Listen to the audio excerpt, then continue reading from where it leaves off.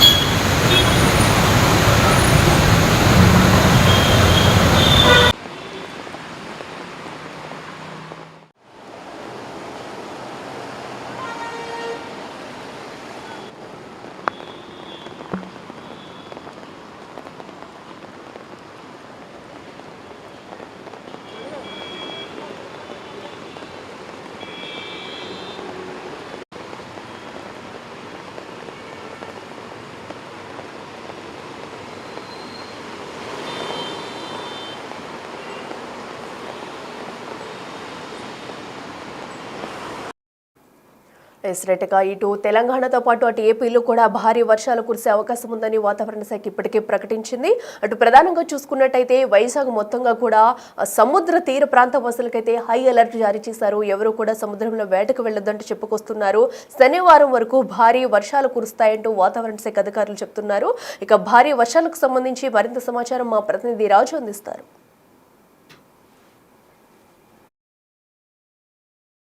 బంగాళాఖాతం పరిసర ప్రాంతాలైన పశ్చిమ బెంగాల్ మరియు ఒడిశా తీరాల వెంబడి ఉన్న అల్పపీడనం తదుపరి కొంత దూరం పయనించి ఉత్తర ఒడిశా, వాయువ్య బంగాళాఖాతం మరియు గాంగేయ పశ్చిమ బెంగాల్ పరిసర ప్రాంతాలలో అల్పపీడనంగా కొనసాగింది.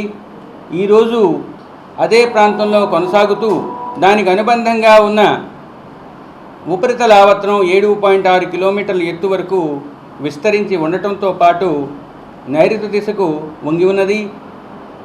ఇది రాబోయే 12 గంటలలో బలహీనపడే అవకాశం ఉన్నది. కానీ ప్రస్తుతం మయన్మార్ లేదా బర్మా మధ్య ప్రాంతాలలో మరియు దానికి ఆనుకుని ఉన్న తూర్పు మధ్య బంగాళాఖాతంలో మధ్య ట్రోపో ఆవరణం వరకు ఒక ఉపరితల ఆవర్తనం విస్తరించి ఉన్నది. ఇది తదుపరి 24 గంటల్లో అనగా 25వ తేదీ లోపల పశ్చిమ దిశలో పయనించి దీని ప్రభావంతో ఒక అల్పపీడనం ఉత్తర మరియు మధ్య బంగాళాఖాత పరిసర ప్రాంతాలలో ఏర్పడే అవకాశం రేపటికి ఉన్నది. ఇది ఇంచుమించు పశ్చిమ దిశలోనే పయనించి 26వ తేదీ నాటికి వాయుగుండంగా కేంద్రీకృతమయ్యే అవకాశం ఉంది. అది వాయుగుండంగా వాయువ్య బంగాళాఖాతం, దానికి అనుకుని ఉన్న పశ్చిమ మధ్య బంగాళాఖాతంలో అనగా దక్షిణ ఒడిశా, ఉత్తర కోస్తా ఆంధ్రప్రదేశ్ తీరాల వెంబడి కొనసాగే అవకాశం ఉంది. 27వ తేదీ నాటికి ఈ రాబోయే వాయుగుండం దక్షిణ ఒడిశా, ఉత్తర ఆంధ్రప్రదేశ్ తీరాల మధ్య తీరాన్ని తాకే అవకాశం ఉన్నది. వీటి ప్రభావం వల్ల రాష్ట్రంలో ఈ 2 రోజులు పలు ప్రాంతాలలో తేలికపాటి నుంచి మోస్తరు వర్షాలు, తదుపరి 2 రోజులు అత్యధిక ప్రాంతాలలో తేలికపాటి నుంచి మోస్తరు వర్షాలు. 5వ రోజు ఆంధ్రప్రదేశ్, కోస్తా ఆంధ్రప్రదేశ్లో పలు ప్రాంతాలలో మళ్ళీ తేలికపాటి నుంచి మోస్తరు వర్షాలు పడే అవకాశం ఉంది. అనగా రాబోయే 5 రోజులు కూడా అధిక ప్రాంతాల నుంచి అనేక ప్రాంతాల నుంచి అత్యధిక ప్రాంతాల వరకు తేలికపాటి నుంచి మోస్తరు వర్షాలు పడే అవకాశం ఉంది. 6, 7వ రోజుల్లో దాని ఉధృతి తగ్గి 1-2 ప్రాంతాలకు పరిమితమయ్యే అవకాశం ఉంది.